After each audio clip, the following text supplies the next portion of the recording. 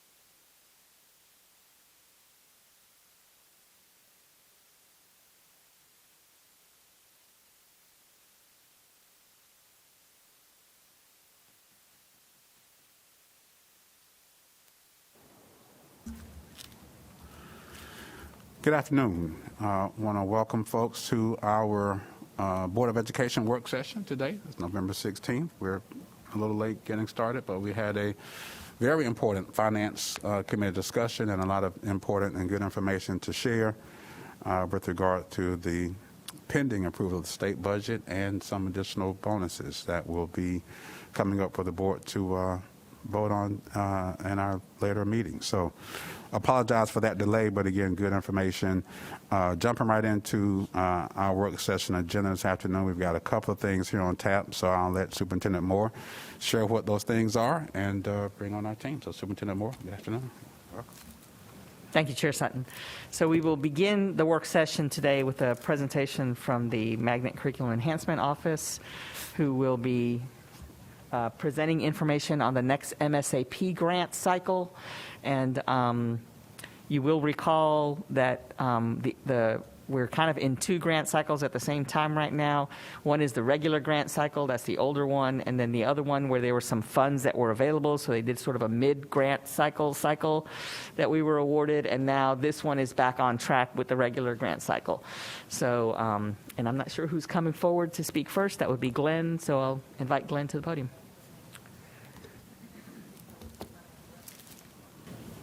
Chair Sutton, members of the board, Superintendent Moore. We are here to bring you recommendations for the 2022 MSAP grant.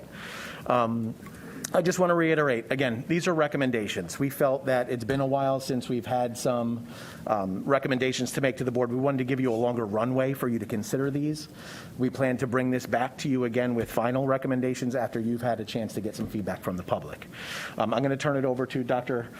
Kimberly Lane and her team, who've done a tremendous job in putting together these recommendations, collaborating with multiple departments.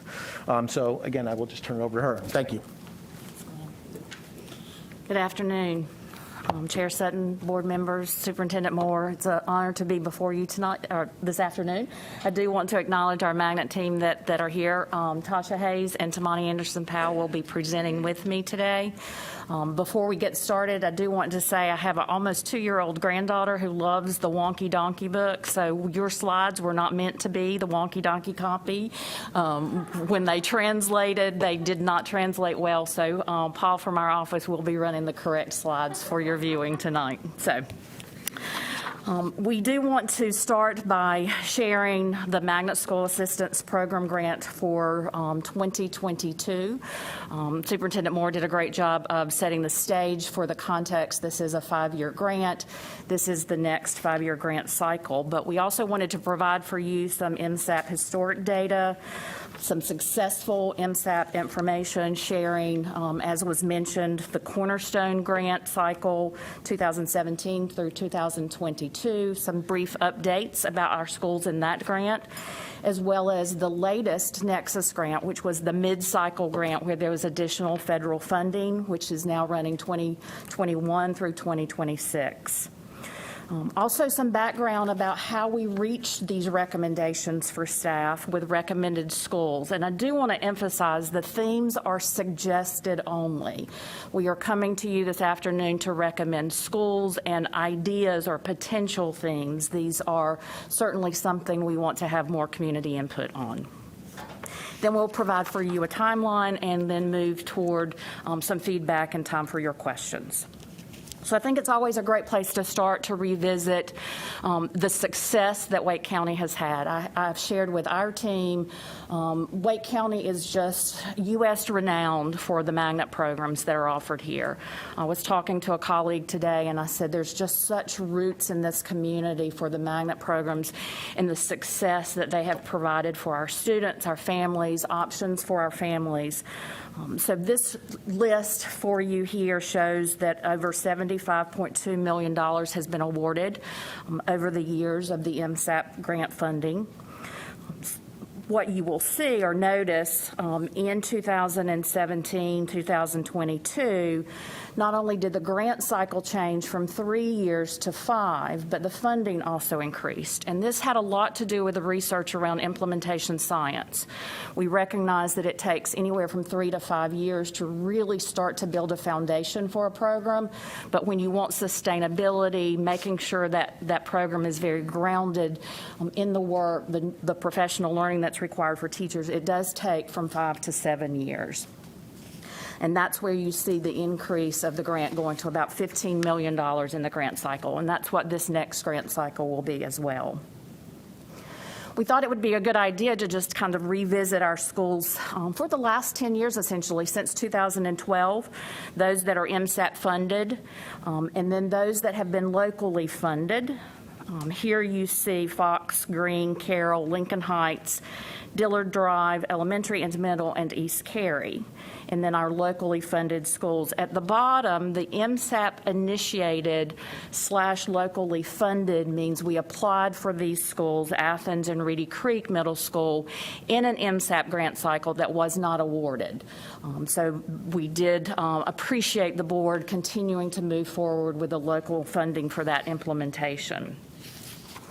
We also want to note our early colleges since 2012, and of course we're very excited about the newest one, Wake Early College of Information and Biotechnology, opening in the fall of 2022. And I think we have an opportunity next week to present to the town of Mooresville to share more information about our new program there.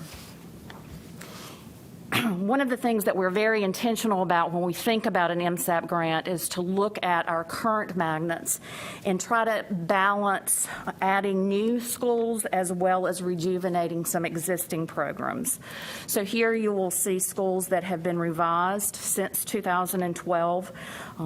They're MSAP funded: Southeast Raleigh High School, Moore Square, Bug, Millbrook, Poe, and Smith. And then again, those that were MSAP initiated but locally funded, which included Powell and East Millbrook. So just to give you a little highlights, and I know this is a lot of text here, and I'll just hit briefly, but this is the Cornerstone Grant, which is the 2017-2022, which is the regular grant cycle. Bug, Magnet Elementary Center for Design and Computer Sciences, Lincoln Heights, Magnet Elementary Environmental Connections, Millbrook, Magnet Elementary Environmental Connections, and Southeast Raleigh, Magnet High School, IB, University Connection School of Design, Arts, and Engineering. One of the things that we've been developing with Bug is a learner profile for a digital citizen. And this is designed around computational thinking, innovative designing, a lot of professional development and support from our local partners. Our team has been working closely with adding some new partners to this work. So we're really excited. I think we had a meeting with Epic Games, and we're continuing to work with SAS and some other programs. So we're really excited about the opportunities for our students to engage with the professionals in this field. And one of the things, of course, we always try to do is make sure the students see themselves in this work. So making sure we're bringing in mentors and folks to work with students so they see potential. Lincoln Heights and Millbrook are all designed around environmental connections, and really that work has taken them not just outside beyond the classroom experiences, but really talking about issues to do with the environment in their own communities. And what's really interesting is how unique it is in the different schools and how you see the programs come to life based on where they're located. Certainly working with wildlife, the goats, you heard about the goats, and the bees, always exciting. I've never seen my team jumping up and down so much to see goats. And I just had to shake my head. I said, I'm glad you all are so excited. But it was a joy to see our children light up when they saw the goats. I don't know if you had a chance to see the before and after pictures of Millbrook after the goats had visited for just, 24 hours, one day? It was incredible. And I think just having the children getting the sense of seeing that made their learning come to life, and that's what we want to do with these programs. Southeast Raleigh Magnet High School is the University Connections. They're conducting pharmaceutical experiments with Campbell University, working also with the audiovisual lab at J.B. Hunt Library. And this is really unique in the United States for this program as it's starting to grow and build at Southeast Raleigh High School. Lots of opportunities for our students there, and continuing to work on providing chances for our students to visit the local universities and see themselves in those places as well as in the careers. So the key takeaways, one of the things that MSAP requires is evidence-based programs. And the SMART Heroes Read, or reading apprenticeship at the middle school level, is an evidence-based practice that not only has a proven track record in educational settings that positively impact student learning, but it also closes the achievement gap. And that's certainly something important to us in our work as well as in the MSAP grant. Wanted to call attention to how critical transportation is to all of our magnet programs, and how much we appreciate our bus drivers and our district leaders and how hard they work to make sure our students and families have access to the transportation so they can travel to the magnet programs. Magnet programs require, especially new ones, require strong administrative and leadership skills. So our magnet principals, our magnet coordinators work very hard, especially this time of year during recruitment season, to make sure they're promoting their school, that they're sharing their messages with families, and that families have access to the information, because sometimes the process isn't always easy. So our office also holds one-on-ones with families that have questions, and really trying to create as much opportunity and access as possible. We spend a lot of time messaging the value of diversity, which our district holds dear, but making sure that as we move forward, our magnet principles are always front and center, because that has impact on our communities, but especially on our students, preparing them for the global world. And Glenn mentioned that we work together with a lot of our offices, so we are very appreciative of our work with student assignment, transportation I mentioned, but academics, our school leaders, met with leadership coaches, facilities and operations, maintenance. It takes all of us to make these programs work, and we are very appreciative of their work and also of your work and your support and the value that you share out in your communities about the magnet programs for our families. The MSAP Nexus is the 2021 to 2026, and this was the off-year cycle where there was additional funding.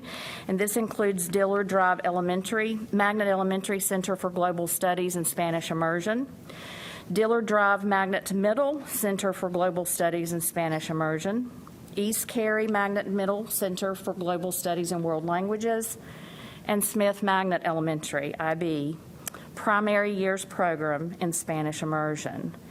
And as we're just starting to implement, I mentioned the implementation science earlier, how it takes at least a good 5 to 7 years to build strongholds for these programs.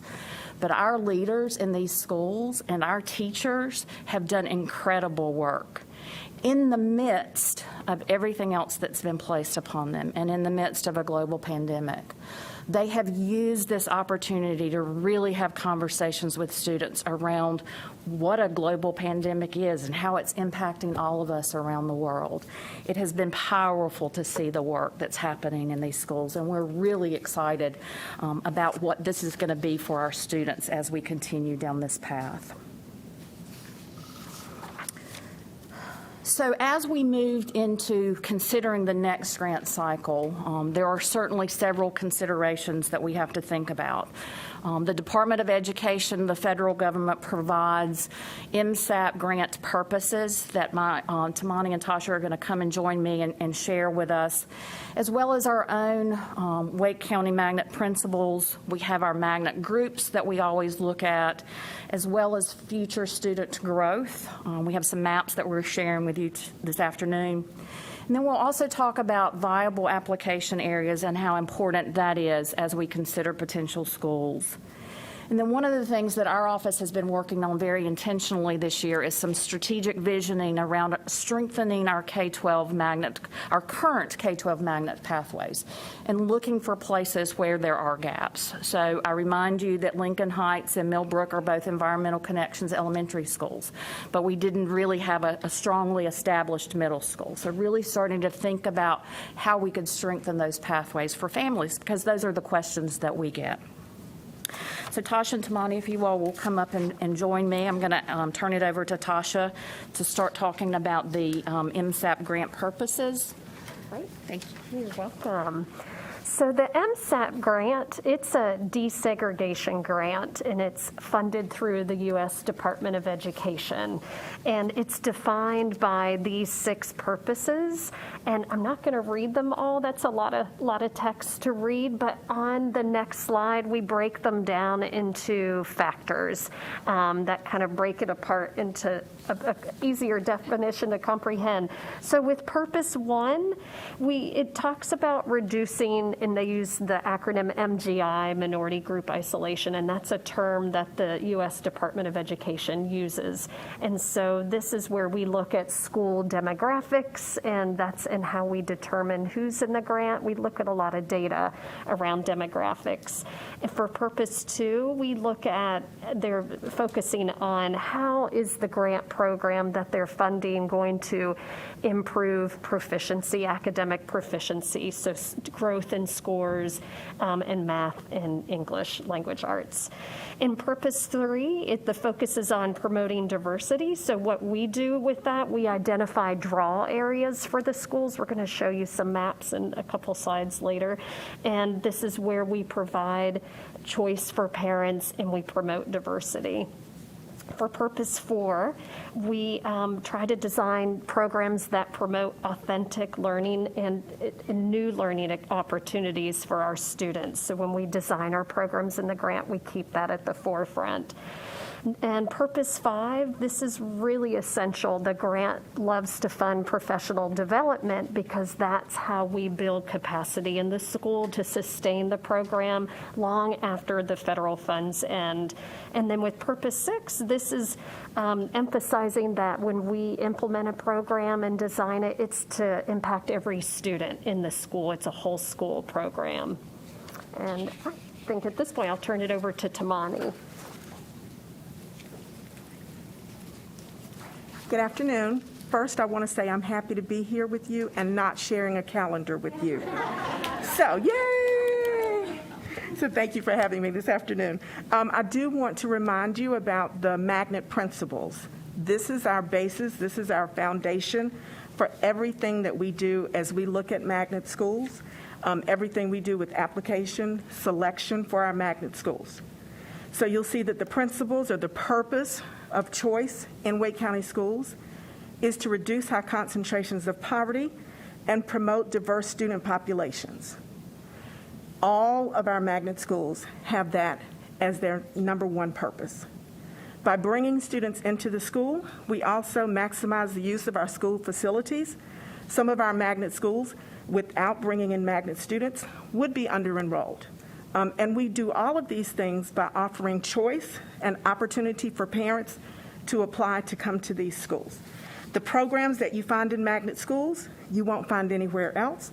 That's the attraction piece. That's how we attract parents to reduce those high concentrations of poverty and promote diverse school populations. So the key considerations here, I'm trying to see if I can see that. It is a lot for you to look at. Again, we look at, I cannot see that at all. Thank you for a bigger one. I made a note slide. Again, when we look at that high concentrations of poverty, one of the things we look at is the socioeconomic status of the base students in the school, and looking at where we can go, or the application area, and how we can draw in students that will diversify that population. Magnet Principle 2, diversity through school integration. Again, it's about looking at where we can go to get students. We do consider, as part of the magnet grant, proficiency and growth scores. the impact that we will have on drawing students to this magnet school and whether it will negatively impact surrounding schools. So we try to look at more than just how it will benefit the magnet school. The third is looking at schools and do they have available seats in the school to bring students in to create that diverse student population. It would be difficult to put a magnet program into a school that didn't have capacity to bring in other students to meet that magnet principle. And lastly, of course, we want to put in themes that are attractive to families, that are authentic, that are research-based, that parents really want their children to be involved in, so that they're not fluff, but every student is really getting a strong program. Next slide, if I can read that one. Oh, this one I kind of know by heart. So one of the other things we look at just in the magnet office as we make some decisions about the numbers of magnet school seats in different magnet schools, we consider even more intimately the purpose of the magnet in that school. So we have, for example, Group 1. We call them Group 1 schools. In a Group 1 magnet school, their base population is going to have a much higher percentage of students on free and reduced lunch. And so we try to have more magnet seats in that school to increase the diversity in that school. So we do have a way to look at differing the numbers of magnet seats in magnet schools. If you'll notice Group 2, we have a low base, but maybe not as low. I'm not saying that correctly. The students in a Group 2, the base students in a Group 2 school are low SES, but maybe not as high a percentage of them in a Group 2 school. So think about a magnet school that's maybe on the rim of the Beltline, kind of in a changing neighborhood. So again, we're going to look at the number of seats that we have available in that school for students to apply to. Group 2A is kind of an opposite. Perhaps we have a magnet school and the base population has seen a change. There's been an increase maybe in the socioeconomic status of the base population, and so we'll have seats set aside for families whose selection priority is low, and that way we still are looking at providing a diverse population in that school. Group 4 magnets are our early colleges, and they follow a very different type of application process. However, our focus for our early colleges is on first-generation college-going students. And so we are really trying to increase our efforts to get families in those areas to apply for those schools. Currently, 70% of the seats at an early college are identified for students who identify as first-generation college-going. 70. We try to meet the 70% for those seats.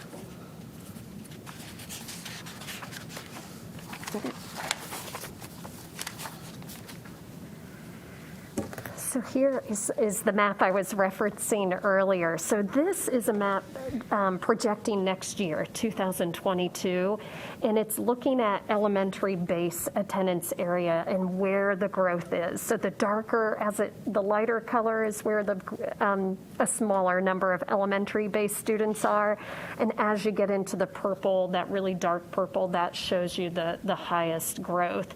And so we looked at this map to give us just a snapshot of, okay, where is the growth today or next year when the grant is being written and submitted. And then as we transition to the next slide, we looked at where will the growth be for elementary students in 5 years. And so the grant cycles from 2022 to 27. Or we're anticipating another 5-year grant. So we're looking at the areas that are showing the biggest growth in terms of identifying draw areas. So what we saw growth in the north, the northeast, eastern part of Wake County, as well as the west and southwest. So that kind of gives some background about how we landed on the 4 schools that we are bringing this afternoon to recommend to you. Again, as I said earlier, we always seek to balance adding new magnets with revisioning or adding elements to current magnet programs. So we are recommending that we add as new magnet elementary schools, Wake Forest Elementary.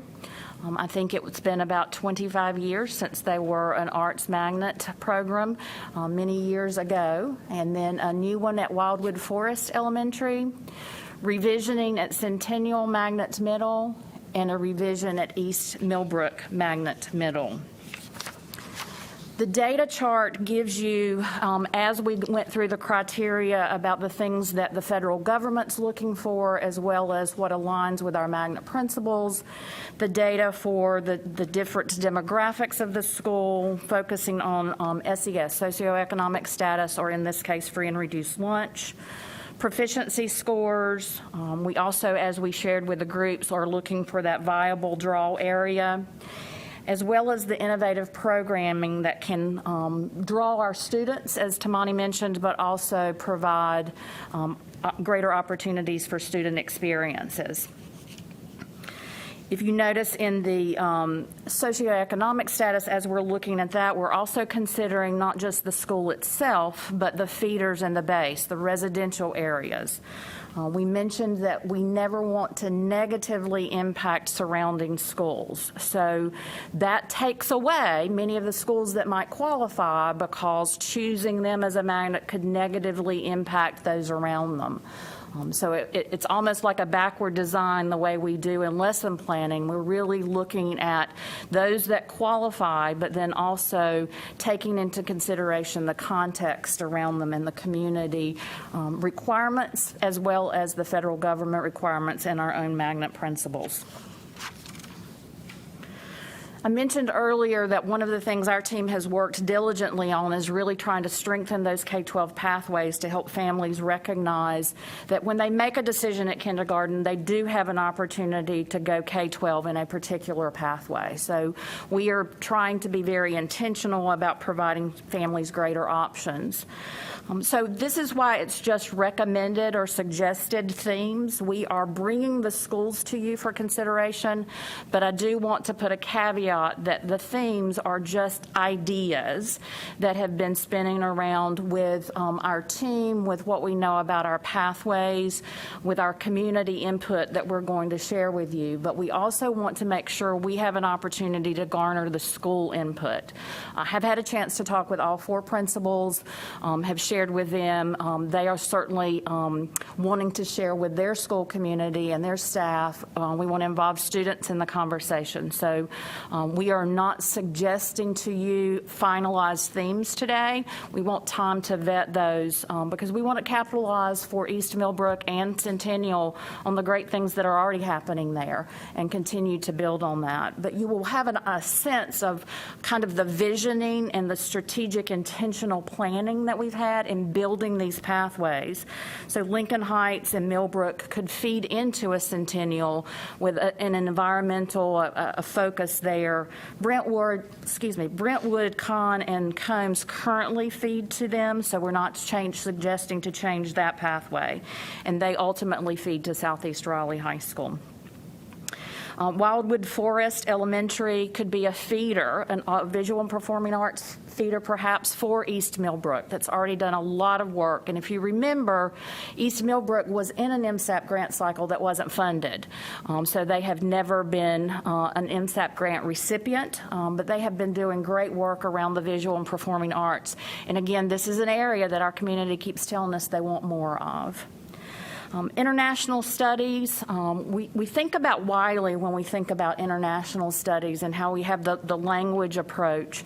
You'll see in a moment that our families want to continue that language experience, but also perhaps embedded with some science and math focus and emphasis. So feeding into Oberlin and then into Broughton. And again, we didn't put on this, but when we talk about viable applicant pool, we also have to think about the traffic pattern for Wake County and how families travel to work. So that's an important consideration of that as well.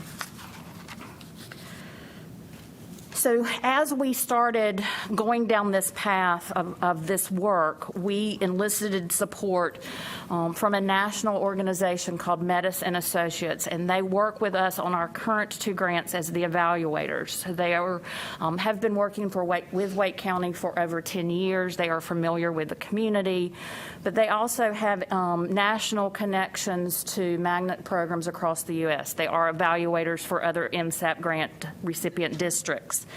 So we contracted with them to do a business, industry, and community focus group panel. And we're going to share the results of that based on listening to our members about what they want skills our students to have when they finish with these programs, or even what programs might be of particular importance to them as they're looking for students moving into these careers.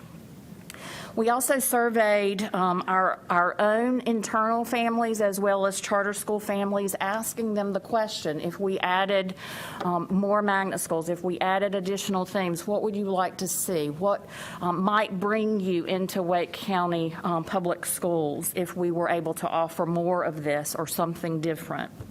And then every year when we conduct during this time of year when we're doing magnet recruitment, we always provide an opportunity for our applicants to answer that same question. So we do that annually. I think you will see, as we were excited to see the synergy in the responses and how alike they were. So again, Tasha and Tamani are going to come back and share with you what our business panel told us as well as what our community is telling us about theme ideas. So the focus group that Metis conducted, they had a number of people attend. So folks from NIH, SAS, Marbles Museum, Wake Ed Partnership, just to name a few, came and participated. It was done virtually.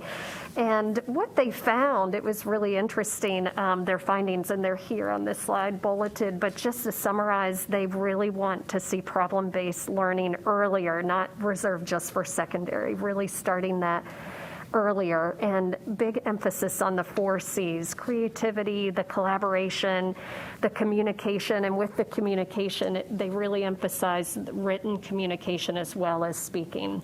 And when they talked about communication, they talked about the importance of having students comfortable talking with adults, and that skill, those soft skills of communicating. And then adaptability and flexibility, having new hires, being able to adapt, pivot, problem solve, and do that work independently. So these were the results when asked, what are the skills and competencies you are looking for in new hires? So that's where this list came from. And on the next slide, it really it captured the conversation they were having around the how. And so they talked more about starting those innovative student opportunities earlier, providing opportunities for students to present maybe on a panel to adults or having mentorships, mentoring opportunities. Leadership, they liked the idea of leadership programs, but they wanted to build leadership capacity in all students, not just natural-born leaders. And then also expanding the CTE offerings, looking at more CTE certification opportunities for students.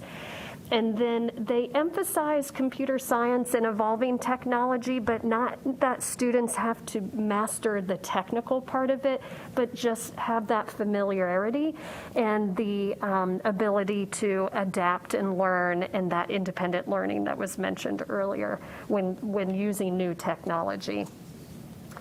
On the next slide, Kim referenced the survey that our families, whether they were charter school families or families in Wake County, filled out. And just to summarize the top 4 programs that came out of this that were areas of interest, number 1 were STEM-based programs. Number 2, there was a tie for arts programs and computer science and robotics. Number 3, academically and intellectually gifted programs. And then number 4, right after number 3, were engineering and applied science.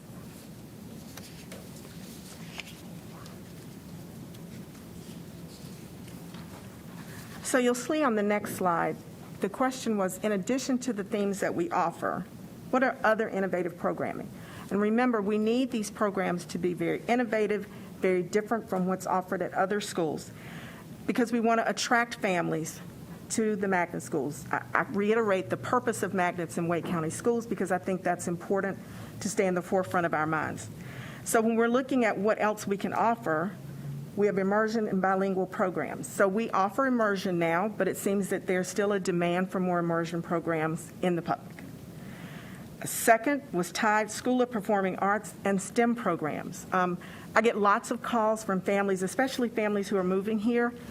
We don't currently have a school that says STEM in the name. And that's what parents are really looking for when they move here. They're looking for that type of program. We certainly offer programs that have STEM, but it doesn't have that word in the name. So that's something that we'll be looking at. There's a demand for a computer science and robotics program, and we do offer that, but we can certainly expand on that. And then, of course, the AIG program, engineering again, applied science, and sports health programs. So as we begin to look at possible considerations, those are some that we will consider. The other big piece of my job is working with student assignment and looking at where we get viable applicants from. So I mentioned again, the purpose of magnets is to create an economically diverse population in the magnet school. And so as we look at filling those seats, we want to look at the geography of where the magnets are located and how close they are to their target market. That is how we're going to attract families to come to those schools. And so we look at different areas and the impacts that those different areas will have on getting magnet students into their schools.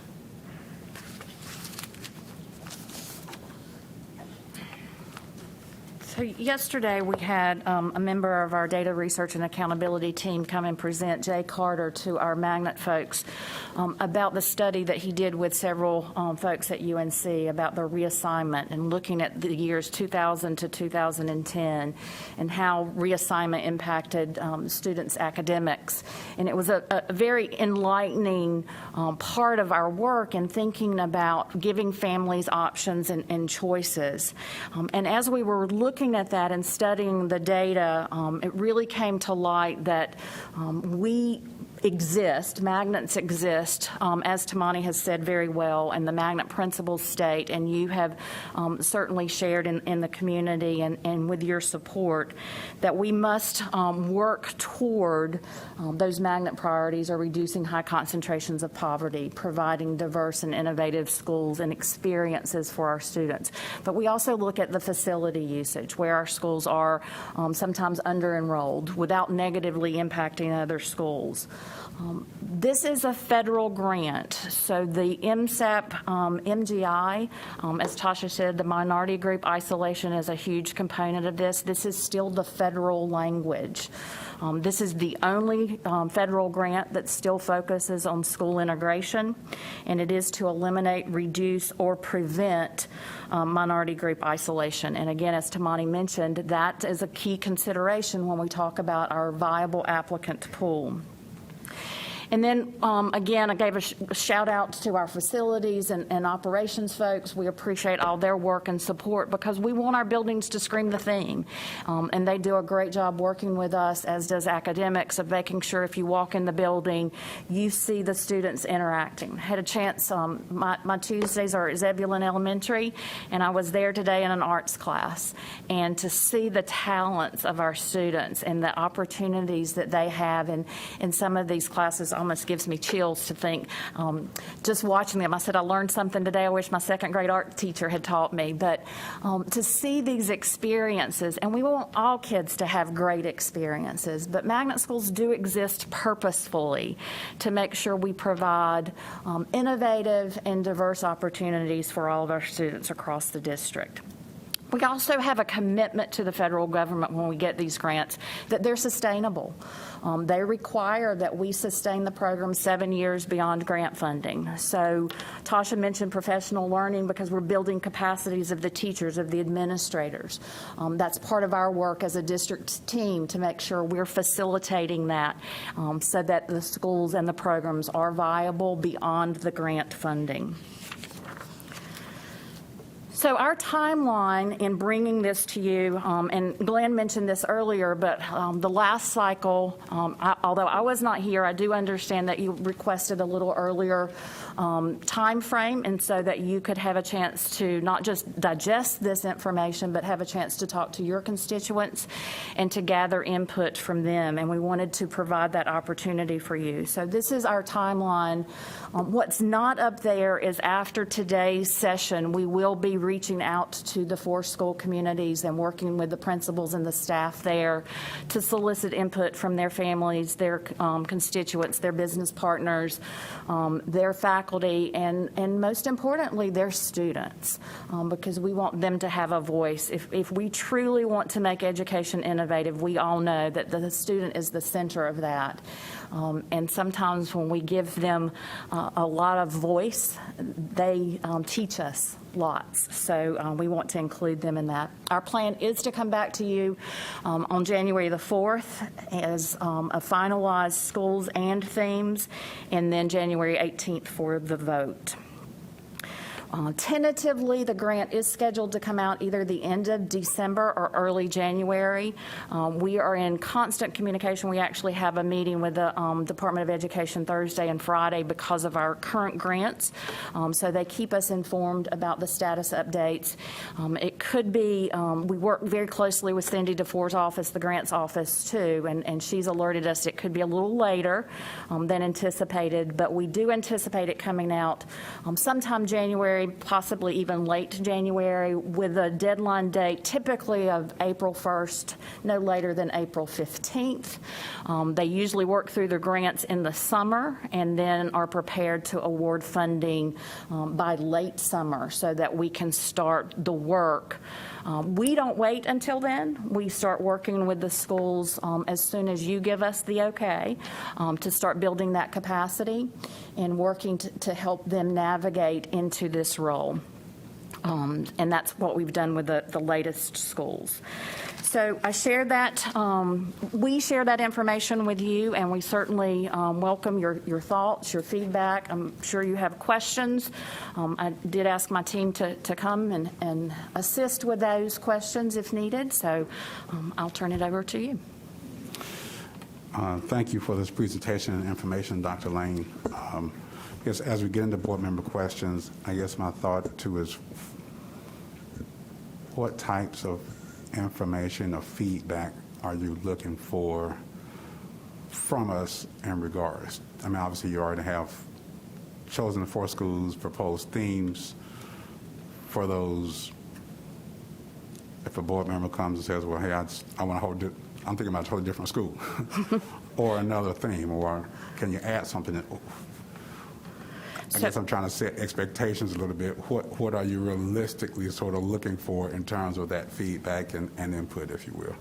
I'd like for you all to give me a high five and say thank you very much, and you can go on your way. I'm sure that's what But you realistically, I think we welcome, we've done a lot of work getting to this place, and I think we've tried to investigate lots of different options in terms of schools and ideas. So I think what we really want to hear is what you're thinking, because you represent your constituents, and that gives us a better idea of how to plan moving forward. I guess the one thing I would caution is that the themes are not set.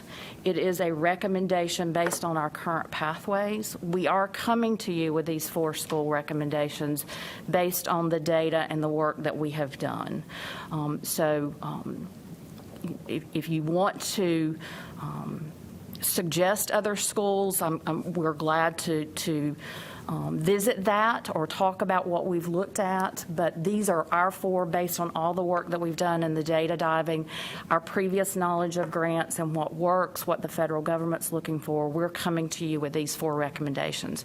We are not prepared to say these are the themes. But I think at the same time, I think we want to appreciate the work that's gone into it, the research that's been done. You've had consultants coming in and, done all these figures, so we want to be respectful of that. I see Superintendent Moore reaching for your mic, so let me. So let me just add one additional component. I think, we could have some starting conversations and some questions about here, but I think it's a future conversation as well. these are schools that we are recommending to write into an MSAP grant process. And there are criteria and expectations, a lot of data that's reviewed. And our team is really good at understanding which schools are competitive in the grant process. However, we have a number of schools in our district that are magnet schools that aren't necessarily funded through a grant and have never been funded through a grant, and for which we may need to look at similar types of actions as we are looking for in an MSAP grant program, but that would be a local business funding case, and I think there's certainly room for conversation about that as we have magnets that serve different purposes in different parts of our community. Thank you, Superintendent Moore. So let me do this. Wake Forest and Wildwood Forest, are both of those yours, Heather? Or just Wake Forest? Just Wake Forest. And then Wildwood is cash. Roxy. All right. So let me start with those board members, if you all don't mind, that have been, that are the 4 schools, and go to those members first for your feedback, since part of the request is input about your constituents, those schools in your area, and that sort of thing, and then I'll come to others. So, Mrs. Scott, if you have any comments or thoughts, let me start with you and Wake Forest. I don't want to put you on the spot, but if you have any thoughts or reflections. There is definitely a need in Northeastern Wake to retain students who live there, to recruit and retain students who live in the area. There's a lot of market share in Northeastern Wake with charter schools and low-cost private schools and a large homeschooling group. So I think that's an important consideration. There are also, Wake Forest Elementary used to be a magnet school.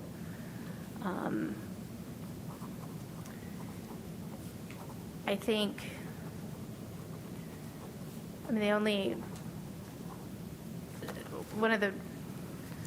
you did put me on the spot, Chair Sutton. I'm trying to formulate my thoughts around this. But I think it's an important theme. I think this is what we hear. I think the theme that's suggested for Wake Forest is a theme that we see and hear a lot of families desire, that magnet theme. A little concerned that we do have another under-enrolled elementary school in that area. So I know I'd love to have a little bit of information about where we're hoping to recruit students from, because retaining base population at that school is problematic as well. Those are my, and middle school, feeding into middle schools. I think we want magnet students to be able to continue with that theme, but also we have a need for wanting to retain students at some of the middle schools in the area as well. Mrs. Cash, I think Wildwood Forest and East Millbrook are yours, correct? Yeah, that's correct. And I think that Wildwood Forest and East Millbrook are a great complement to each other, because East Millbrook's doing a really good job with their recruitment from the Cary area. Wildwood Forest needs a lot of support, and it specifically handles mainly all base students that just live around the school, so they're not really losing market share like in Ms. Scott's area. They are just completely, their base is high free and reduced lunch. So if we can bring, and I do have areas around that school that I could leave those schools and go to Wildwood Forest and not necessarily hurt the schools they're leaving. So Wildwood Forest is probably placed in the perfect spot to do this and complement East Millbrook, who's very successful right now. And Dr. Martin, is Centennial yours? Yes, it is. Yeah. Any thoughts? Yeah, so, well, a couple thoughts and a question. I wasn't necessarily thinking just school by school specific. I think some of the suggestions about Centennial are very appropriate suggestions. And I do want to recognize and acknowledge and appreciate the work of all the Magnet team in putting these recommendations together. I think the first observation that I have, which is somewhat related to the Centennial in specific, is I note somewhat the contrast in the responses from your business panel and your parent survey. I think doing both surveys was excellent. I think you got excellent input from both. But, and I hear this all the time, there's a lot of parents jump to STEM, STEM, STEM. You know, there's a perception that my kid needs STEM now, just like 10 years ago, my kid needed to take all the advanced math classes. And so you'd get kids who, you know, taken Calculus 3, but I'll tell you that I'd get them in some of my classrooms and they wouldn't even really know what you used a derivative or an integral for. So I think sometimes the STEM right now is popular. There's a perception that everybody needs STEM, STEM, STEM, STEM, STEM. You know, give me the best devices, the robotics, the you name it. But you heard the business folks say, you know, they don't necessarily need to know how to program. They need to understand language. They need to understand how to articulate arguments. They need the 3 C's, the soft skills. And so I might offer that we need to do a little bit more thinking about integrated themes. You know, some people like to throw in another acronym, STEAM, instead of STEM. That's okay. I'm not a big acronym fan.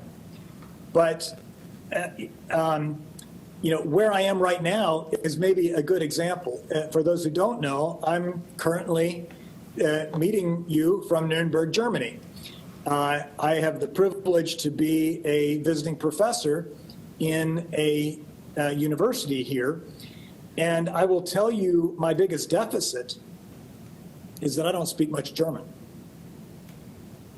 I could be more effective in my science work with more language. Now, I've had a variety of languages in high school and college and whatnot, but if we're going to think about STEM, one of, you know, what would help me right now is language. The other thing I observe is I'm living here with my cousin, who is a singer here in Germany.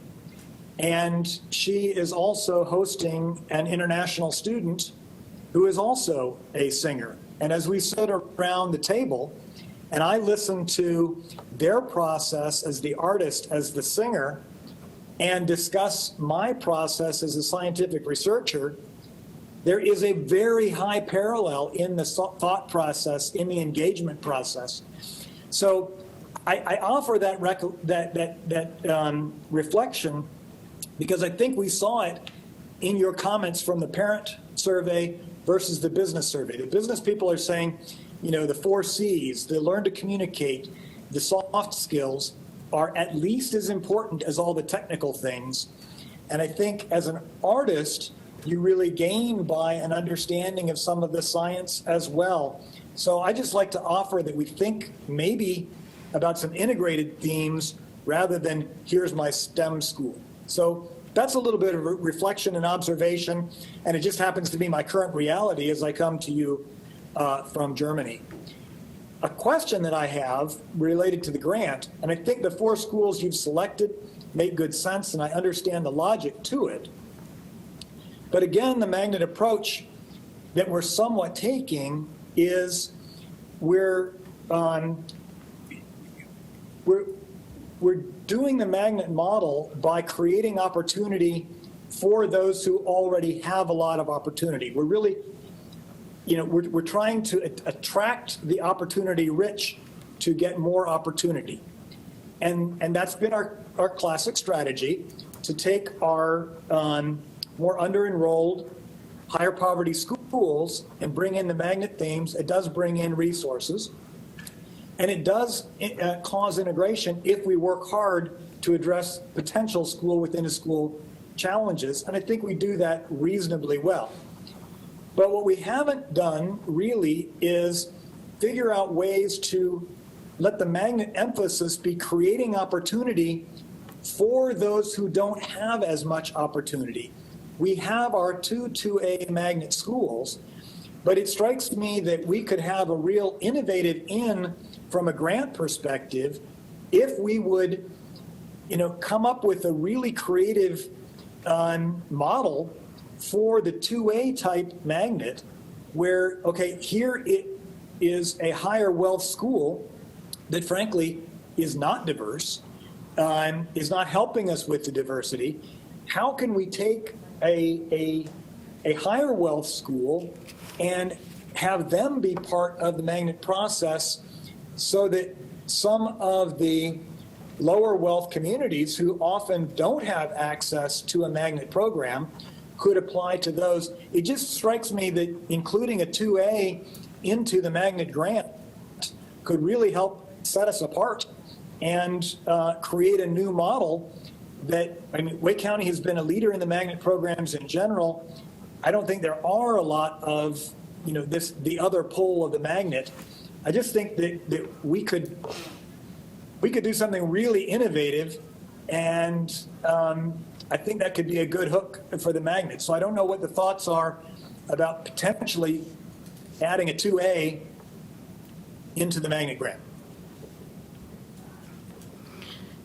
So if you're posing that as a question, I'm sort of posing that as a question. It's something I would love to see us, put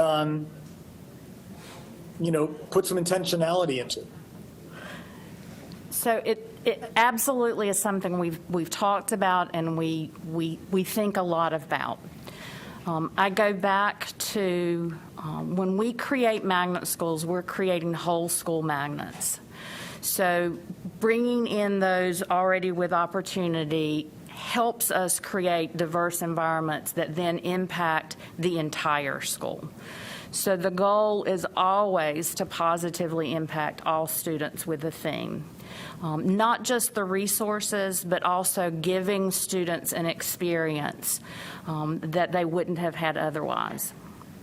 I think as we also consider the factors, one of the things that we know, and Tamani can help me with this, is that as we look at what your suggestion, which is certainly always something we ponder and consider, we run into facility issues because our schools in those areas most of the time are very overcrowded. Part of the magnet's role is to help with the overcrowding by providing options for families. So we're providing them, as Tamani said, the innovative programming to pull them out of some of our crowdest area to help us. So yesterday I mentioned Jay came in and presented to us, and we talk a lot about certainly pulling in our market share and making sure that we have the seats to fit everybody. As you look at the birth rates, we can't build schools fast enough the way the county's growing. So that facility usage is a very important component, not only in our consideration, but for MSAP. So we have to have room to grow a program. When you do that, if you don't have space in a school, I think we all know what happens. And I think that's also a concern. We never want to displace students. We always want to pull students into places that they want to be. So I love the idea. We certainly think about it and ponder it, and we'll give it much more consideration. We just also think about all the components that go into this particular process. So I may just want to jump in and suggest that that type of strategy or orientation towards how we might select the school could be a conversation with some of the folks at MSAP. Because we would need certainly their cooperation, collaboration in extending our vision should we decide to go that way. So I think that might be a next step to start there with them, because they would have to expand their sort of criteria and vision around how the magnet criteria are applied in order for us to be successful. So that, Mr. Haggard, I'm coming to you. I guess it just begs a quick question based on Dr. Martin's suggestion. Do schools generally do we start out with the school as a group 1 or 2 or 2A, or do they sort of evolve into a group? It seems to me that sort of in the past, they've sort of evolved into a particular group as opposed to starting out with that school saying this school is going to be a group 1 or group 2 or what have you. Can you talk a little bit about that process? Yeah, mostly our magnets that we currently have all started kind of as a group 1. When we began with the choice plan several years ago, that's when we really started looking at how can we differentiate our magnets? How can we differentiate the number of seats in a magnet school? What's the real purpose of that particular school and their magnet in the district? And so that's really when we started looking at kind of grouping them to talk about the purpose that they serve. So a Group 2A is a school that was kind of a Group 1 at one time, but that population may have changed. Think about Joyner, and think about the area around Joyner, the base area, and how that base area changed. And so when that base area changed, then we looked at how can we look at that base area and the changes in the free and reduced lunch and still have that school be a diverse population. So instead of just pulling in the way we would Group 1's high and medium socioeconomic status areas, we have seats set aside for families who see low. That's how we maintain that balance. But everybody kind of initially starts out as a Group 1, and then we just take a look at the base population, the seats available, and we make those necessary changes. Yeah, thank you for that.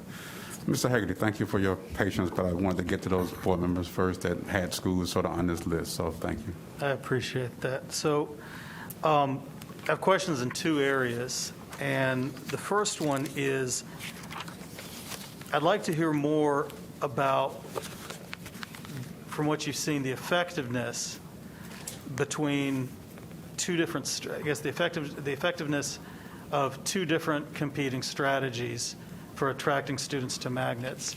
Your magnet themes versus feeder patterns. And, you know, looking at what's going on with our reassignment plan right now, one of the changes that was offered was going to allow students that attended a middle school with 1 magnet theme, though they were base students, to then go to a high school with the same magnet theme. But what we're finding is that most of those parents had little, it wasn't a high priority for them to go from one theme to another. And so then I look at some of the changes in this presentation, the changes suggested for Bug, and I think those are good changes. But then I was looking at where Bug would go to middle and then where Bug would go for high school. And I know right now, one of, at least in my area, one of the things that seems to be very effective in recruiting students to Bug is its feeder pattern, as opposed to its magnet theme. And if you changed the magnet theme to make it consistent, but change that feeder pattern, I think you might lose more students. So I just didn't know how you weighed those 2 different factors. That's an excellent point, and I think we have to separate both of those, and we're looking at that very intentionally. So Bug's a great example, feeding right now to Martin for middle school. So what we do at that point is then go to student assignment and start pulling the data. Is that working? In situations where it's working, then we're saying, okay, how do we adapt or how do we ensure fidelity of the theme for families if that's what they want, without negatively impacting that feeder pattern? So we're looking at it on a case-by-case basis. So if I could give you another example, Lincoln Heights, for example. Lincoln Heights currently feeds to Centennial, but students aren't going because that's not the theme pathway. So our hope is that by developing that intentionality around the theme, students that really want that environmental science will make that selection. So it really is a balancing act. So we spend a lot of time talking about both. One's not a priority over the other. I think when we look at that, we're trying to balance it. The magnet process is very complicated, as Tamani has shared, and our work with student assignment, but that's the kind of questions we're always asking ourselves. What we hear from families and what we're hearing more and more is, I need to know where my child will go to middle and high school. So we're trying to be responsive to our community too, and providing, looking at those opportunities, looking at where it's working, looking at where it's not, and then trying to make some small shifts, not major shifts, to help our families in terms of that's a real interest for them, that they have the opportunity to go there. Okay, thank you. And then my last question is just around the recommendations. And so you had brought up Lincoln Heights and Millbrook, for example, going to Centennial.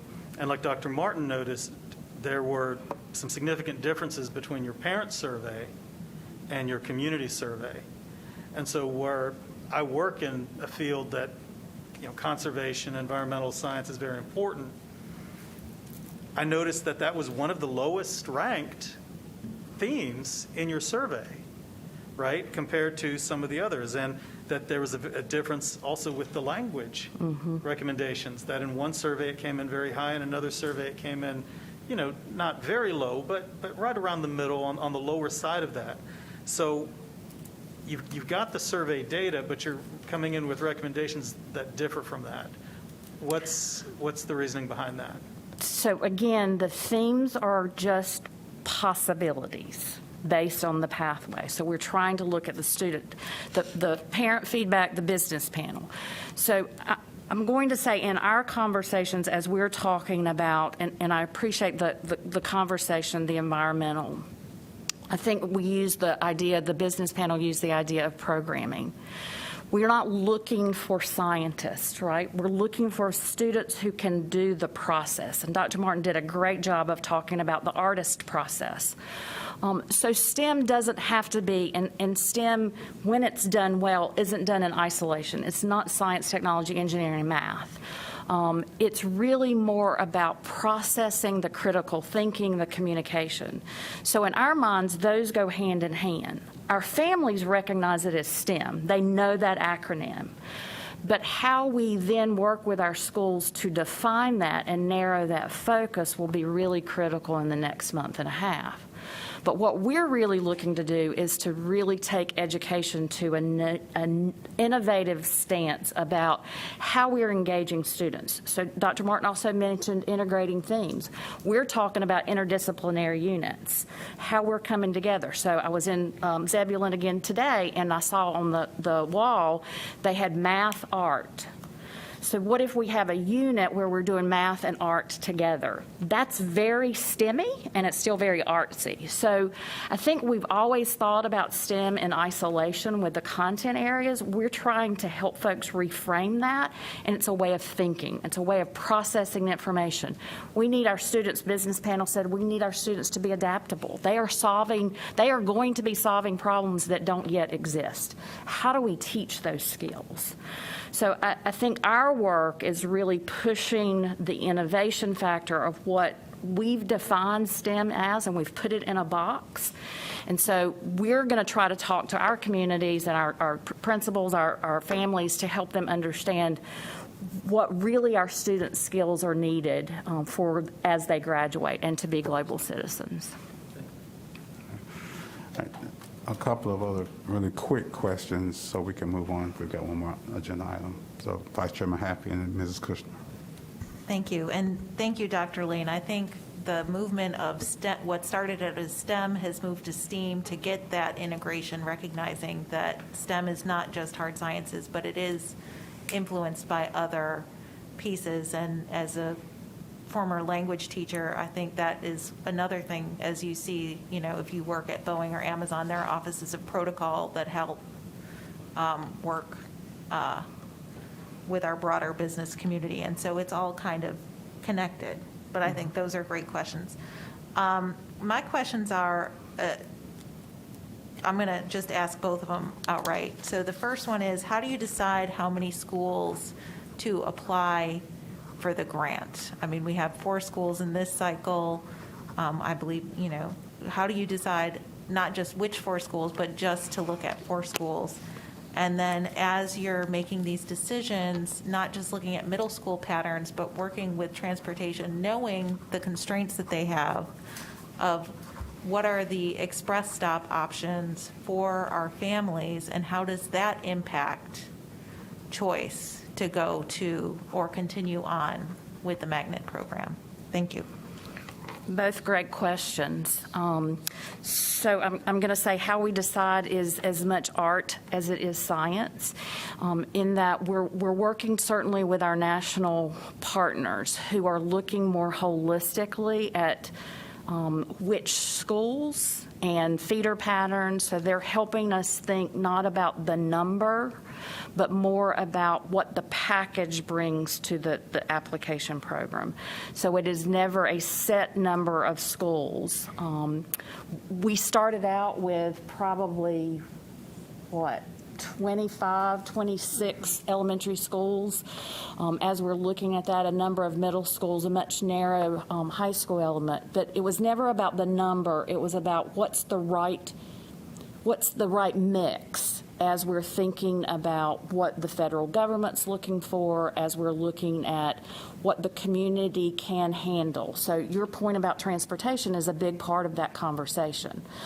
That's part of the reason there's 2 revisions and 2 new, instead of going with like 4 new magnet schools. So there, again, we're weighing a lot of those questions and taking advice from industry experts in terms of determining what's the right blend. So in this case, it's 2 elementary and 2 middle. We're already visioning for what those high schools might be in the next grant cycle.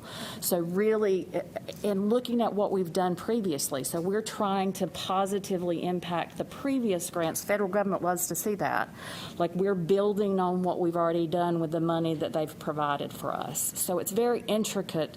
Do you want to add? Sure, I'll add one thing about the grant. So if it's the same as the last 2 grant cycles or the current ones we have, it's a $15 million cap. So we think about that number too. I know that sounds like an enormous amount of money, and it can be spent very quickly when we factor in personnel, professional development, and then the first year of the grant, there's typically a cap that you can't spend over $4 million.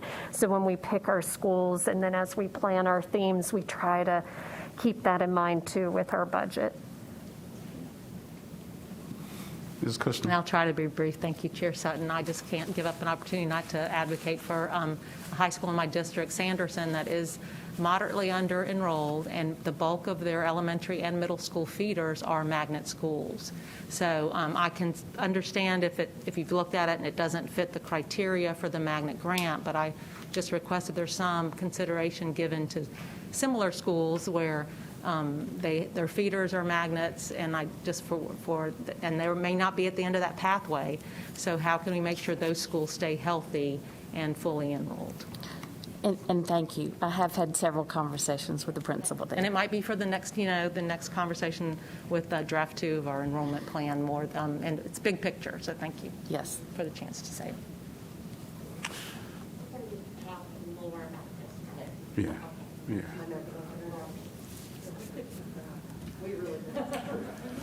I'm glad you're excited enough to talk about it, so that's great. Yeah, they're bringing it back, and perhaps if there's some opportunity or capacity, perhaps in the Student Achievement Committee, perhaps Mrs. Scott may entertain some of this if she had some room in her agenda. As we bring it to a close, I was just sort of commenting, not really looking for an answer. I know that it's a question, but I think in terms of, an effective way that the board might weigh in on this topic, and I think about, how many times have we had to go about demagnetizing a school, and it has not been very often. I think maybe once or twice in my 12 years or so on the board. But I raise that to just kind of think about is, how do we measure? We may have even had a study or 2 done by our accountability office. How do we measure the effectiveness of a magnet school? Obviously, we've had schools that have been award-winning magnet schools, so that would be one measure. But what do we do when we reach a point where a school has achieved its MGI goals, or if it's achieved its goals in terms of proficiency and growth, or if we determine at some point where a school is not attracting the population that we intended. And so that's part of why we retweak, retool some themes, but how do we sort of measure that in some comprehensive way or rubric, for example, that might have that, and then the board may not weigh in so much on the themes and the schools, because much of that work is really done by you all from an operational standpoint. But if there were a rubric or report or score that the board looks at and says, well, hey, these schools we see are effective in their theme and in their work and need to continue based on these measurements, these others aren't as effective based on that. And so here's information or data on why we think these should be changed, tweaked, new, what have you. I think that would help the board, I think, and give us an opportunity to kind of weigh in a more impactful way. But at the same time, I know that's a whole sort of a lot of work that you all would have to do to sort of create that sort of rubric, metric, or what have you. But yeah, let me just I'll suggest stop that there. that sounds a little bit like a magnet review that we're overdue for. And so we could bring that as part of how it's kind of like similar to the work that we're trying to do right now with year rounds, right? And we need to do the same thing with magnets and understand, because it is a history-laden conversation when it comes around to doing it. But I think I'll just put that seed in place there, and we'll talk more about it. thank you. Thank you all very much. All right, next item up, I think I see Mr. Carroll's already coming back, and this is the enrollment piece update. Good evening. All right, so staff is here to present draft 2 of the enrollment plan. So I just want to kind of recap how we got to where we are today. We had presented draft 1 back in October. After that point, we went and had 4 virtual public sessions. Staff would like to get your feedback on the process for that moving forward, because staff felt that process was very well received. But we can follow up with you at a later date about that and get your feedback. Those virtual public meeting dates were October 20th, October 21st, the 28th, and then November 1st. Since we have set out for draft 1, we have opened up the online forum. We have been collecting feedback each and every day. We try to respond to families within like a 2 to 3 day window, working with communication. So thank you to Corrali, who's managing the Granicus forum. As we get into some of the revisions that we're proposing for draft 2, I just want to make a comment. We are not done with this process. This is only draft 2. There is one more iteration that will be presented to the board. That will be the final proposal from staff that you will vote on hopefully December 7th. So with that said, I know you will receive feedback between now and hopefully November 30th, which we're hoping is going to be the public meeting. And then between the public meeting and again up until draft 3 or the final draft on December 7th that gets proposed. So I really want to reiterate for families, this process is not done. We are still collecting feedback. We still have a lot of feedback that we are reviewing and analyzing that has been sent to us. And so we just want to say thank you to the public for providing that feedback, as well as your feedback too. So on slide 3, I'd like to highlight a change that we're proposing. The year-round application school for Barton Pond. We had originally proposed that there was no year-round application option. We are now proposing Briar Creek.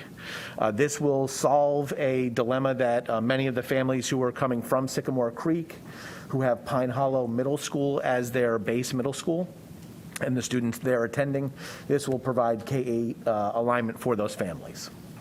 Okay?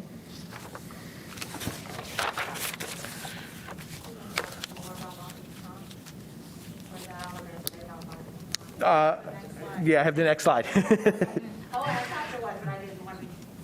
Thank you for transitioning.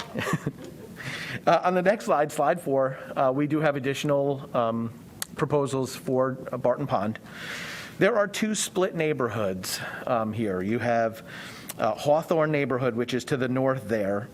That neighborhood is split along Victory Church Road, and we had proposed only a portion of it, a significant portion of it, to go to Barton Pond. There was a smaller portion that was left out and was still attending Bailiwick that we are now proposing that it all go to Barton Pond. Same for Barton's Creek Bluff. There is a street that was included, that was not included in the proposal for draft one to go to Barton's Pond. That one street was left at Sycamore Creek, and we have since, based on feedback, made the proposal to now include the entire neighborhood. This is important because we have heard from multiple neighborhoods where we've had some splits, Falls River being one, Bella Casa being another. And I think it's important to identify these neighborhoods here that we are including together to keep them entirely together are significantly smaller than the other neighborhoods that we have not proposed up until this point, okay? So I do want to let everyone know, yes, we are still reviewing and analyzing those split neighborhoods. We do not have a final decision yet, but this decision for staff was very easy because you are talking about a significantly smaller population in making these proposals. So I just wanted to be very clear with everyone on that. Slide 5 then just shows the updated numbers, and as you can tell from draft 1 to draft 2, you will not see a significant change in the numbers here because, like I said, you have a much smaller population with these particular streets being added. And I'll go through all of these changes, and I can circle back for questions or comments after, okay? I promise I will try to go fast then. On slide 6, we have Leesville Road Elementary. This particular portion that we are assigning from Pleasant Grove to Leesville, this is the remaining residential area in that section of in that geographic section. So what we were doing is there are no students affected in this particular area, but we did reach out to the area to let them know, hey, we're just grabbing the rest of the residential area to include them in there. The area to the west of that is the rock quarry, so there is no residential areas there. We can certainly move that again later for purposes of making that base area contiguous over time, but there are no other students impacted in this move. They were not in draft 1, that's correct. No. So slide 7 is just the impact there, which you wouldn't see any changes. So slide 8 and 10, these identify some suggestions that were made actually at the board table when we presented draft 1. The area of Umstead Park and the areas that were closer to the airport, we were asked to reconsider assigning those areas as well to Leesville Road Middle School and High School. And so staff has made that proposal here. Again, we reached out to, there are minimal families affected in this, and we did reach out to them right after draft 1 was presented so that they could be a part of the public information sessions as well as the online forum. So they have provided their feedback in this process. So again, slides 8, 9, 10, and 11 just represent the area of bringing the park and the areas closer to the airport into the original draft 1 proposal. So then to slide 12. Calendar application area changes. We added an additional calendar application area proposal. Durant Road Elementary currently has Fox Road as its traditional calendar application school. We are proposing to include Wakefield Elementary as an additional calendar application school for these families. Okay. And then on slide 13, I just want to recap because there have been some public meetings, some PTA meetings that we've attended with regards to year-round calendars, multi-track year-round calendars. We've also had our discussions around multi-track year-round calendars.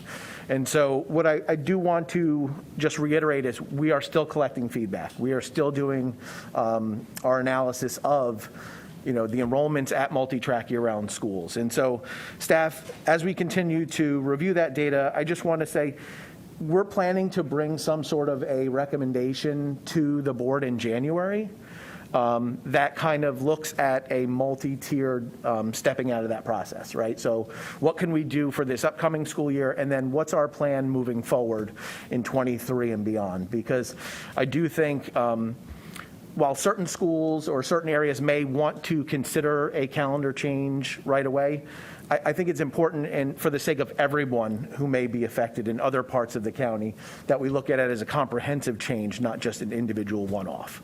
And so that's where we will bring some additional recommendations in January. Okay? And then finally, as we get to our next steps, again, we're continuing to look at and review feedback online.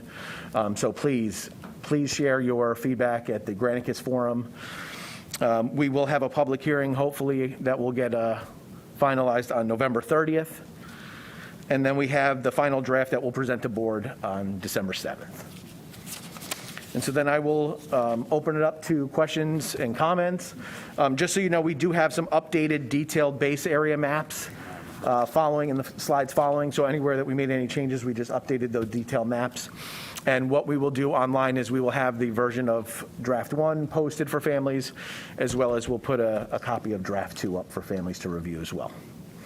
And with that, I open it back to you. Thank you, sir. I'm going to go to the shady Mrs. Cash first. Saw that one coming. Yes, thank you, Chair Sutton. I wanted to look at Barton Pond Elementary. It's not my school, but I still want to look at it. Okay. Slide 4. Yeah, well, kind of 3 and 4. Okay. So I want to be cautious with this school because this is very similar to what Abbott's Creek is in my district. It's built in an area that I'm not sure how bad they need that school there. And you're looking at like a Sycamore Creek that's very successful as a year-round school like Durant Elementary was. And so you put a large area around Abbott's Creek that emptied Durant Elementary. I'm glad you went back and gave them a year-round option because I don't think they gave them a year-round option. And then all of a sudden people say, well, Durant Elementary, they must not want year-round, but we emptied that school. I want us to be cautious with Barton's Pond because to me it's similar situation, Sycamore Creek and Barton Pond being a new shiny school and Sycamore Creek being a very beloved year-round school that we're taking them out of there. So I don't want to repeat Abbott's Creek in your district. The other thing is I'm a little baffled by what's going to happen to Bailiwick because I don't know what to do now at Bailiwick because Bailiwick is losing some families that they really need and I don't have anywhere to go to help that school because the neighborhood's not going at this point and now likely probably won't go at all. Do we have, because I was kind of disappointed there's just more families going out of Bailiwick that we need at Bailiwick. Like I said, you know, when we looked at this particular neighborhood, as you look at the families that are on the east side of Victory Church Road, there's not a significant number of families that are affected when we bring this entire neighborhood together.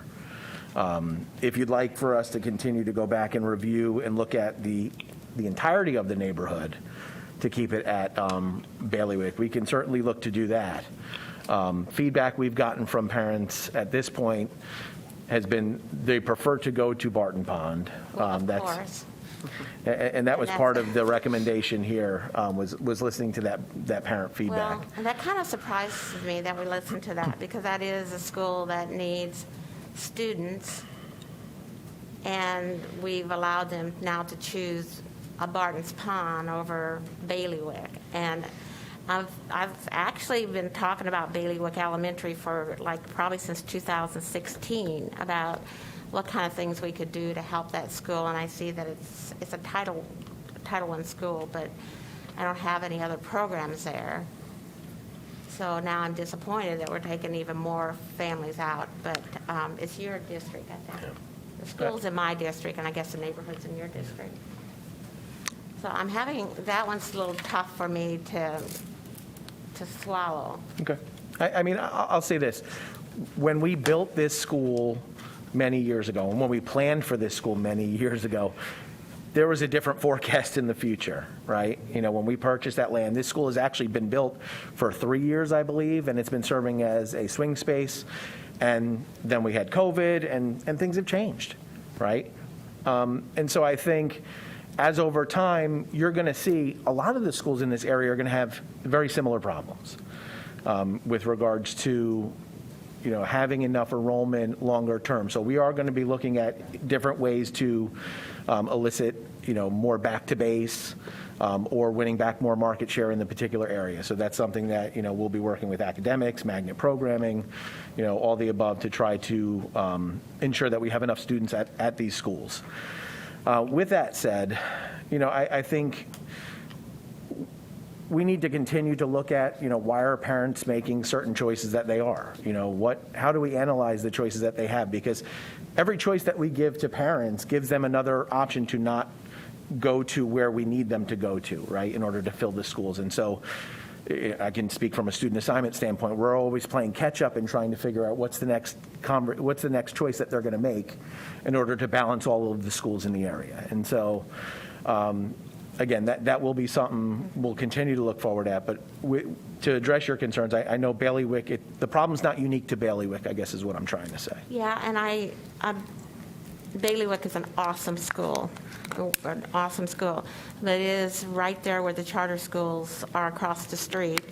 So the charter schools have taken the large number of the Bailiwick population, and then to see us take a large number of the population that's still there, and maybe not large, but a good number of the parents that are probably the people that help that school. I'm not sure if we're doing anything different to Bailiwick than the charter schools are. So I guess that's kind of my point. But, and we have been looking at, and like I say, Bailiwick's a great school, so I don't know why it gets some of the problems, but they do have a high free and reduced lunch, and she does a great job with them, but we can look further. Staff will. Just don't let Barton's Pond turn all the schools over there. Don't let it do what it did. We'll do our best. You know what I'm talking about. Is that it, Ms. Cash? You good? You never are. Let me jump to Dr. Martin in Germany. Yeah, and we'll come back. Yes, thank you. And Mr. Croza, thank you for adding the note about the calendar change. Obviously, you know my question coming. I obviously would like to see, based on the request from the schools, the Westlake schools considered to move to single track, particularly given the opening of the year-round calendar at Herbert Akins Middle School. It seems like, even to Ms. Cash's point, right, when we open a new school, that can create strain in already existing schools, and you know, we've had difficulty filling the year-round, particularly Westlake Middle. So I think that's going to just aggravate that problem. So I hear you saying we'll bring more calendar, more information back in January, and well, obviously, I wish it would be part of the assignment plan. I accept your recommendation. But my question is, if you bring it back in January, are you willing to consider potential changes for the 22-23 school year, or by taking any revisions out of the vote which will take place in December? Is that, you know, sort of by default pushing everything back a year? I mean, I think it's really important when we make these changes to get the communication out as early as possible. And I mean, there are lots of schools that we need to consider, but I think those two are ones that are going to be just obvious that some change needs to take place. And so I'm just concerned about delaying everything. So what really is the plan for January? Is that just more information? Or will that be an opportunity for action, which I think should be part of this year's assignment plan? So, Dr. Martin, if I could answer a little bit, and then I'll let Glenn continue. I do think the intent is to bring some recommendations, and there are options within those recommendations, like a multi-track that might move to a single track, but maybe long-term needs to move to a traditional. There's some options around feeder patterns that need to be included in part of that review and impacts on other schools. I think it is possible, and we have on that short of a timeline, because even right now is a short timeline to change a calendar for a school for the next school year. We did it. We've done it, I think, with Restart perhaps in the past when we had a really short timeline. But it's labor intensive to also make sure that we're getting feedback from the full school community and not just those who may have gone to a meeting. So I'm not going to say that it's impossible, but I think it is part of, and the intent is to bring a recommendation that might be multi-layered, that has some options in it with regards to timing. And I appreciate a multi-layered approach. I want to recognize that these schools have actually done a lot of legwork, both at the staff level and family level. I think any changes really need to be supported with that background legwork. So, yeah, it needs to be multi-leveled. And like I say, this has been an issue that's been going on for a while, which is why I'm just concerned the later we push it, the more difficult it is to actually take action. And to agree with what Superintendent Moore said, when we look at a potential track change, from a multi-track to either 3 tracks or to a single track, we have found in the past, a January time frame moving to track 4 only or to 3 tracks should be sufficient time for families, especially if they're moving to a track 4 where it seems to be a much more popular track for families to want to associate with. And so I think, we can even look at our previous history 2 years ago when we had to convert everybody to track 4 for the COVID year. And so it seems to be a much easier transition for families, less impactful. So we feel like that time frame should be sufficient. While yes, giving them a longer runway is always best, we still think that time frame should be good enough. Okay. All right, thanks. Mr. Hagerty, let me come to you. Then I come to this side of the table. Thank you, Mr. Chair. Just because we're talking about schools in my area, I wanted to chime in and give the other side of the story, which is, no, Roxy, because you got to hear it. Yeah, because we're not emptying Sycamore Creek, okay? We have 5 schools out of maybe the 8 that are feeding into Barton Pond that are over 100% capacity, some even higher than Sycamore Creek. So even though I know the population trends have shifted and changed, we're still providing relief to capped schools, right? Not just Sycamore Creek that is capped, but also Lead Mine, which has even greater population, right? That's capped. Jeffries Grove, which isn't capped, but has even higher population. Hillburn Drive, that's Hillburn Drive Academy, its K-5 is over 100%. So there's a lot of schools that are going into this area. So, I appreciate the warning because you've seen it happen with a school that was doing very, very well. And so I think that's very important to recognize. Mm-hmm. And so I appreciate that, but I don't want people to think that we're emptying out one school to put it in here, because this is very deliberate. It's taken from several schools.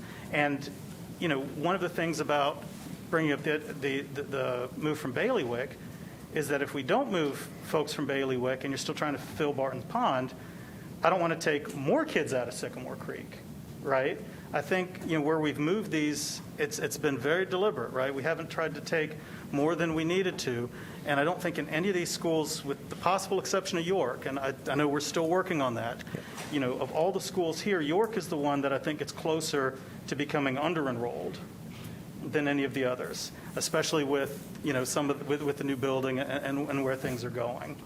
So, and Bailiwick is too. So York would get down to 74%. Bailiwick does go down too, but Well, I just want to mention that, and I won't interrupt you, but I'm glad now to see, though, that there is a year-round option.